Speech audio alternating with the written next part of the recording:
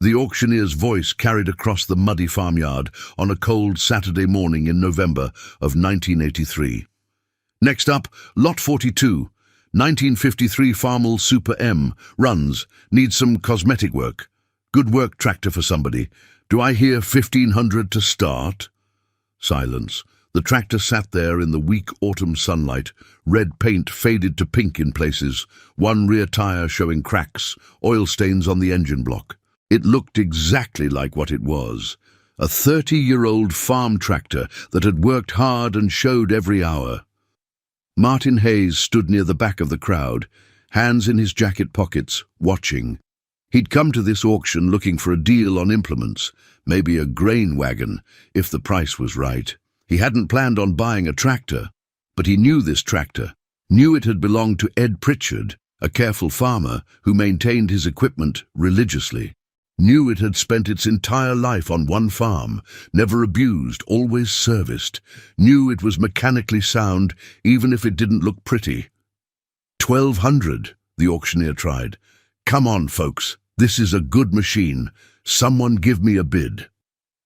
A man standing near the front spoke up loud enough for half the crowd to hear. That thing's worth scrap value at best, maybe 500 if you're desperate. Martin recognized the voice.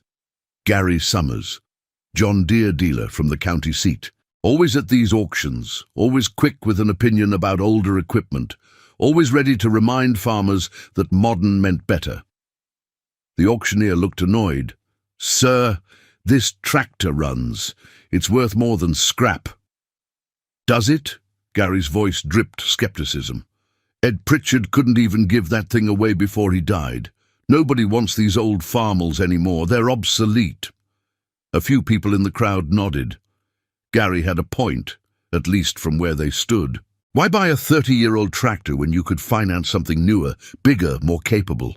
Martin raised his card. 800. The crowd turned to look at him. Gary Summers laughed. Actually laughed out loud. Martin Hayes. Should have known. Only guy in the county still farming with equipment older than his kids. A few people chuckled. Martin's face reddened, but he kept his card up. I got 800, the auctioneer said quickly. Do I hear 9? Silence. Going once at 800. Twice. Sold to bidder 73 for $800. Martin walked up to settle his bill. As he passed Gary Summers, the dealer shook his head. Martin, you just bought a 30-year-old tractor that's worth maybe 500. Hope you didn't need that $300 for anything important. I'll manage, Martin said quietly. You know what your problem is? You're stuck in the past, running paid-off junk while everyone else is modernizing. That's why you're still farming the same 200 acres your daddy left you. That's why you'll never get ahead. Martin didn't respond, just paid his $800, got his receipt, and went to hook up his new tractor. But he remembered what Gary said, remembered the mocking tone, remembered the assumption that paid-off equipment meant failure and debt meant success.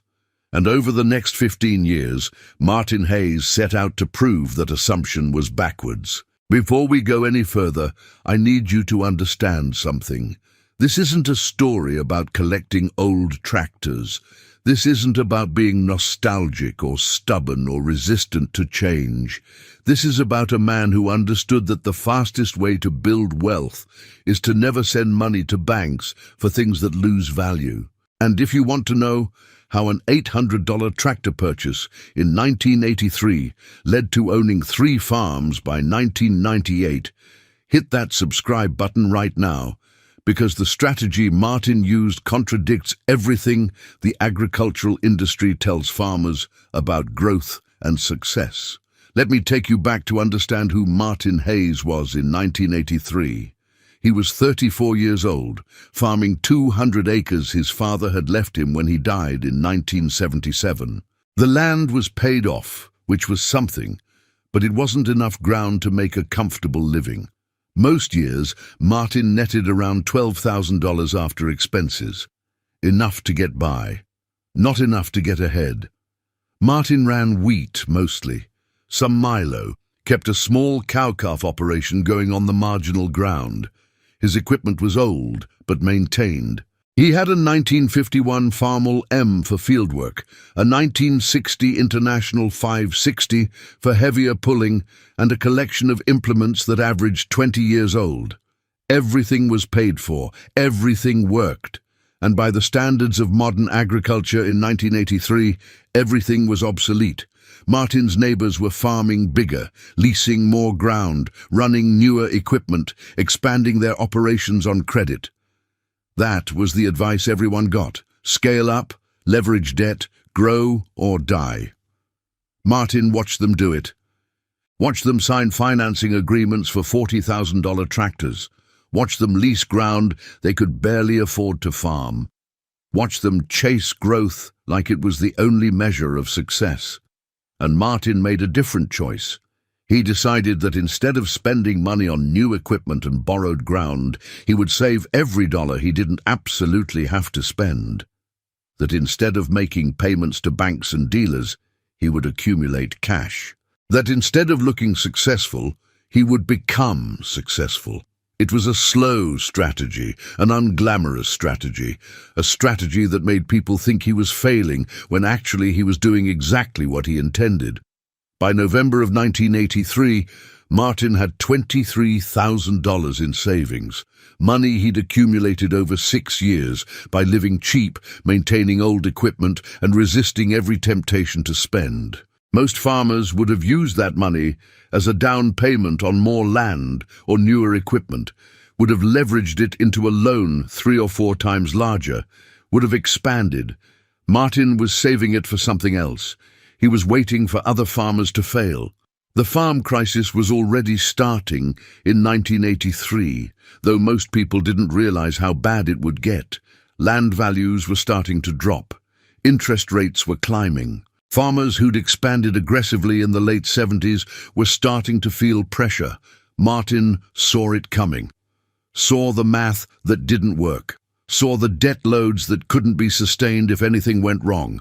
And he knew that when things got bad, land would get cheap, equipment would get cheap, opportunity would exist for anyone who had cash and no debt.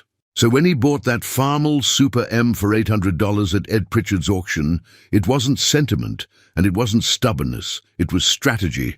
That tractor was worth at least $2,000 in working condition. Martin knew he could put $400 into it and have a reliable machine worth 3 times what he paid. That wasn't collecting, that was investing. He took the Super M home, spent 3 weekends going through it completely. New fluids, new filters, valve adjustment, carburetor rebuild, brake work, electrical cleanup, total cost, $370 in parts. When he was done, he had a tractor that would run another 20 years. Total investment, $1,170. Market value, if he sold it, $2,500 minimum. But Martin wasn't planning to sell it. He was planning to use it to farm land that desperate farmers would soon be selling for pennies on the dollar. Let me stop here and ask you something. When was the last time you looked at something everyone else thought was worthless and saw value? When was the last time you invested in something unfashionable because the math made sense? Drop a comment, because Martin Hayes built an empire on seeing value where others saw junk. The farm crisis hit hard in 1984 and 1985. Land values crashed. Wheat prices stayed low. Farmers who'd expanded on credit found themselves trapped. Equipment auctions happened every month. Foreclosure sales, estate liquidations, retirement sales from farmers who were getting out while they could. Most farmers stayed away from these auctions. Too depressing, too close to home. Nobody wanted to watch their neighbors lose everything. Martin went to every single one. Not to gawk, not to gossip, to buy. Between 1984 and 1986, Martin bought 6 more tractors at auctions. Not new ones, not even particularly nice ones. Old machines that ran but looked rough. Farmalls, Internationals, one Alice Chalmers, average price paid, $750 per tractor. Average invested in repairs, $400 per tractor. Average market value after repairs, $2,200 per tractor. Martin wasn't collecting tractors. He was building inventory, creating a stable of working machines that he owned outright, that he could maintain himself, that would never require a payment to anyone. His neighbors thought he was crazy. Gary Summers, the John Deere dealer who'd mocked him at Ed Pritchard's auction, told people Martin was a hoarder, a junk collector, a farmer who couldn't let go of the past. But Martin wasn't collecting junk. He was accumulating capital in a form nobody else valued, and he was about to use that capital in a way nobody expected. In August of 1986, the farm next to Martin's went up for auction. 240 acres, decent ground, owned by a farmer named Bob Mitchell, who'd expanded too fast in 1980 and couldn't service his debt when prices dropped. The land was clean. No buildings except an old barn. No house, just raw farmland. At the peak of the market in 1979, that ground would have sold for $1,200 an acre, maybe $300,000 total. In August of 1986, the opening bid was $600 an acre. Martin had been to the bank the week before, talked to the loan officer, explained what he wanted to do. "Martin, you want to buy the Mitchell place?" "I do. Can you make a down payment?" "I can pay cash." The loan officer blinked. "Cash?" "I've got $31,000 in savings. The ground will probably sell for less than that. I can pay cash and own it free and clear." "Martin, nobody buys land with cash anymore. You should finance it. Keep your savings for operating expenses." "Why would I pay interest on money I already have?" Because that's how farming works now. You leverage your capital to expand faster." "I don't want to expand faster. I want to expand safely. Can't lose what you don't owe." The loan officer didn't understand, but he arranged for Martin to have a cashier's check ready for auction day. The bidding started at $600 an acre, went to $650, $700, stalled at $725. The auctioneer worked the crowd. "Come on, folks, this is good ground. Who'll give me $750? Silence. Martin raised his card. $750. One other bidder went to $775. Martin bid $800. The other bidder dropped out. Sold to bidder 41 for $800 an acre. 240 acres at $800 per acre. $192,000. Martin walked up to the cashier's table with his check, paid in full, owned the land outright before the sun set. Gary Summers was at that auction, heard about the cash purchase, found Martin afterward. "You paid cash for that ground?" "I did." "You're insane. You just tied up every dollar you have in land that's losing value. Should have financed it, kept your cash liquid, or I could own it and not have a payment." "Martin, you're never going to get ahead thinking like that. You're still going to be farming the same 400 acres 10 years from now, while everyone else is running 1,000-acre operations." Martin just smiled. "We'll see."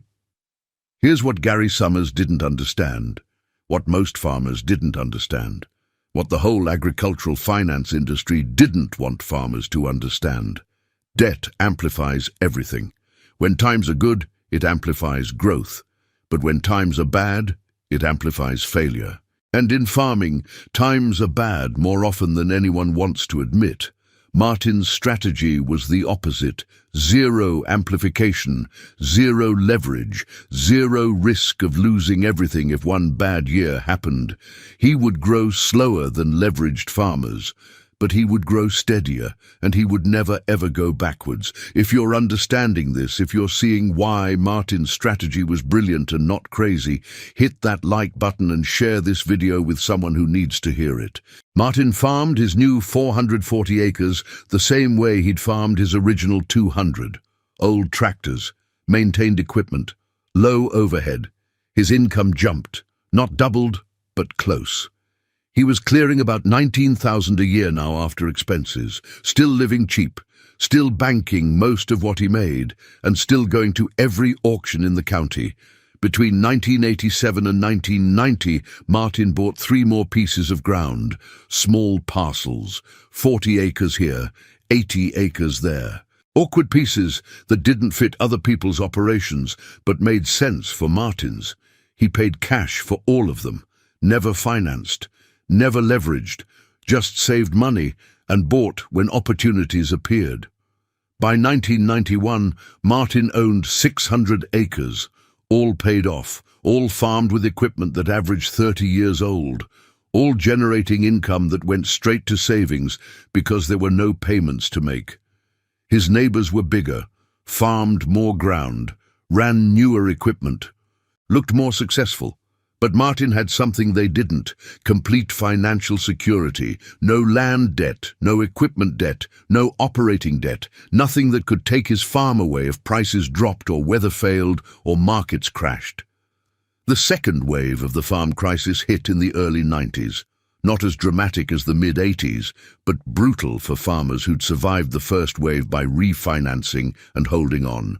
More auctions, more opportunities. In 1993, an entire farm came up for sale 2 miles from Martin's place. House, barn, machine shed, 280 acres. The owner had died, the heirs wanted out. Nobody local wanted to make an offer because times were still tight. Starting bid, $200,000 for everything. Martin had $160,000 in savings at that point. He'd been farming for 16 years, saving aggressively, buying strategically, building towards something most people couldn't see. He bid $200,000. Nobody counted. Paid cash. Owned his second complete farm, same year, same strategy. Now farming 920 acres across 3 separate properties. Everything owned outright. Gary Summers heard about it. Couldn't believe it. Drove out to Martin's place one afternoon. "Martin, I need to ask you something." "Go ahead." "How are you doing this? You're buying farms with cash while everyone else can barely make their payments. What's your secret?" Martin set down the wrench he'd been using to adjust his planter. "No secret, Gary. I don't make payments. Haven't for 16 years. Every dollar I earn either goes into savings or back into the operation. There's no middleman taking a cut. But you're farming with equipment from the 50s. Equipment that works and doesn't require payments. You told me at Ed Pritchard's auction that old equipment was holding me back. But I've bought 3 farms since then. How many farms have your customers bought?" Gary didn't have an answer. "The difference, Gary, is that your customers send thousands of dollars a month to banks and equipment companies. I keep that money, and over time, that money buys land." By 1998, 15 years after Gary Summers had mocked Martin's $800 Farmall purchase at Ed Pritchard's auction, Martin Hayes owned 3 complete farms. Total acreage, 1,400 acres. Total debt, 0. Market value of the land, roughly $1.4 million. Total amount Martin had paid for everything, around $600,000 over 15 years. Equity, $800,000. And the kicker? Martin was still farming with equipment that averaged 30 years old, still maintaining it himself, still refusing to make payments for things that lost value. His neighbors who'd financed new equipment in the early 80s, most of them were gone, foreclosed or sold out or barely hanging on.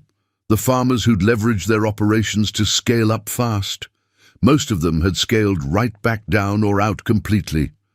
Martin Hayes, the guy who was mocked for buying paid-off junk at auctions, had quietly built an empire while everyone else was trying to look successful. In 2002, Martin was invited to speak at a farm management conference in Manhattan, Kansas. The organizers wanted him to explain how he'd expanded from 200 to 1,400 acres in 20 years without ever taking on debt. Martin stood at the podium, looked out at 200 farmers, and told them the truth. "I didn't build this by being the best farmer," he said. "I built it by being the most patient investor. I recognized that in farming, land is the asset that appreciates, and equipment is the expense that depreciates. So I minimized the expense and maximized the asset." "How?" someone asked. "By never sending money to banks for equipment. By buying old machines that worked for pennies on the dollar. by maintaining them myself so I didn't need dealers or mechanics, by saving the difference between what I paid and what everyone else was paying, and by waiting for everyone else's debt to create opportunities for me. But didn't you fall behind? Didn't you lose competitive advantage running old equipment? Martin smiled. Behind who? I own 1,400 acres, free and clear. I net about $60,000 a year after expenses. I have no debt, no payments, no financial stress. Most of the farmers who were ahead of me in 1983 are gone now. So who was really behind? The room was silent. The industry wants you to believe that debt is normal, that payments are just part of farming, that you can't succeed without leverage, but I'm living proof that's a lie. You don't need debt. You need discipline. You don't need new equipment. You need knowledge. And you don't need to scale fast. You need to scale safely. He paused. The John Deere dealer mocked my paid-off Farmall at an auction in 1983. 15 years later, I had 3 farms, and he was still making a living off other people's debt. The question isn't who had better equipment. The question is, who's still standing? The standing ovation lasted 4 minutes. After the speech, dozens of farmers crowded around Martin, asking questions, taking notes, wanting to know specifics about how he'd done it, and Martin helped every single one of them, gave them his philosophy, his strategies, his math. It's not complicated, he told them. Spend less than you make. Save the difference. Buy assets when they're cheap. Never leverage yourself into a position where one bad year can ruin you. That's it. That's the whole secret. Martin Hayes is 75 years old now. He sold one of his farms in 2015 and retired from active farming. Leased the other 2 to young farmers he mentored.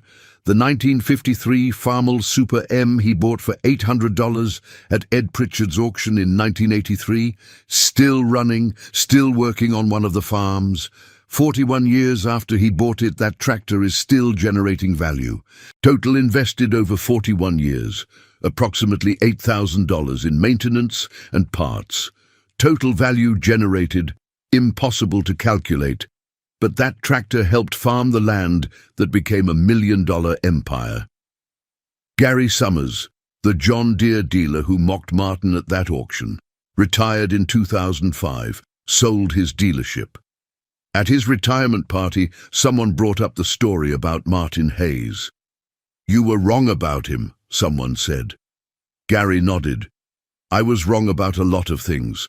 Wrong about debt being necessary, wrong about old equipment being worthless, wrong about the whole system really. Martin figured out what I never did, that the goal isn't to sell more, it's to owe less. So let me leave you with this. Right now, someone is trying to convince you that you need to spend money to make money, that you need new equipment to compete, that debt is just a tool and leverage is necessary for growth. But Martin Hayes proved something different. He proved that the fastest way to build wealth is to stop sending money to banks. That paid-off equipment beats financed equipment every time. That patience beats aggression. That ownership beats leverage. The John Deere dealer mocked his paid-off Farmall at an auction in 1983. 15 years later, Martin had 3 farms worth over $1 million. And that Farmall was still running. If this story changed how you think about equipment, debt, and building wealth in agriculture, do 3 things. First, subscribe to this channel for more stories about farmers who built empires by refusing to follow conventional wisdom. Second, drop a comment telling me, what old equipment are you running that people say you should replace? Third, share this with someone who's feeling pressure to finance equipment or expansion they can't afford. The dealer mocked the paid-off Farmall, but that Farmall helped buy 3 farms, while the dealer's customers lost theirs. Choose ownership, choose patience, choose building something that lasts. Thanks for watching. I'll see you in the next one.